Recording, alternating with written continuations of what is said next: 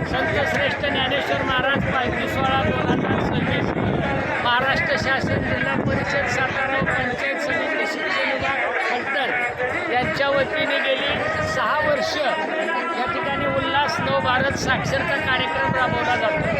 खऱ्या अर्थाने माऊली आणि तुकोबांनी आपल्याला सांगितलेलं आहे की अक्षर किती महत्त्वाचे आहे। माझे मराठीचे बोलू कौतुके अमृता ही पैजा जिंके ऐशी अक्षर रसिक मिळविणे।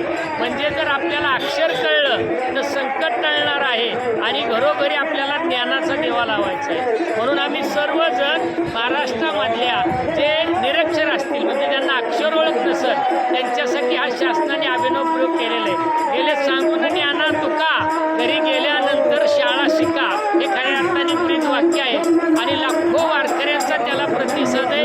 हळूहळू शिक्षणामध्ये प्रगती होत चाललेली आहे। मुलामुलींना चांगल्या पद्धतीने ते शिक्षण देत आहे आणि यासाठी या शासनाचे आभार मानावे तेवढे थोडेच आहेत। तुमच्यासारख्या चॅनलवाल्यांनी सुद्धा जास्तीत जास्त प्रसार केलं तर तुम्हालाही त्याचा ज्ञान लाभ होणार आहे। रामकृष्ण हरी माऊली। नमस्कार। केंद्र शासन पुरस्कृत उल्हास नव भारत साक्षरता अभियान अंतर्गत या ठिकाणी महाराष्ट्र शासनाच्या वतीनं ज्ञानेश्वर महाराज पालखी सोहळा आणि तुकाराम महाराज पालखी सोहळा या उपक्रमांतर्गत 2 रथ या ठिकाणी शासनाच्या वतीनं या ठिकाणी देण्यात आलेले आहेत। राज्यभरातून इच्छुक शिक्षकांच्या वतीनं या ठिकाणी असाक्षर लोकांचं साक्षरतेमध्ये रूपांतर करण्याचं प्रसार करण्याचं काम या ठिकाणी शासनाच्या वतीनं मोठ्या प्रमाणामध्ये घेण्यात आलेलं आहे। मी ज्ञानदेव सीताराम सस्ते मुख्याध्यापक जिल्हा परिषद प्राथमिक शाळा कांबळेश्वर माझी या साक्षरता वारीमध्ये प्रसार म्हणून नेमणूक झाली आणि या ठिकाणी वारीमध्ये असाक्षर लोकांचं सर्वेक्षण करण्याचं काम आमच्या टीमच्या वतीनं या ठिकाणी करण्यात येत आहे।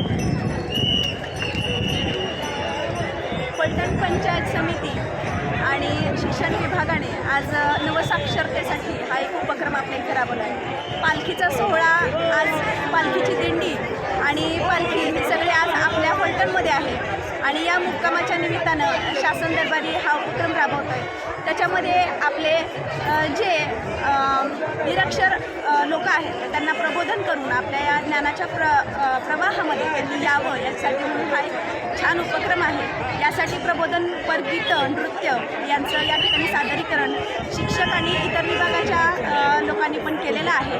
हे सर्व कर्मचारी या ठिकाणी सकाळपासून या ठिकाणी उपस्थित आहेत। अधिकारी वर्गाने इथं भेट दिलेली आहे आणि अतिशय सुंदर असा हा कार्यक्रम हा उपक्रम या ठिकाणी पार पडला।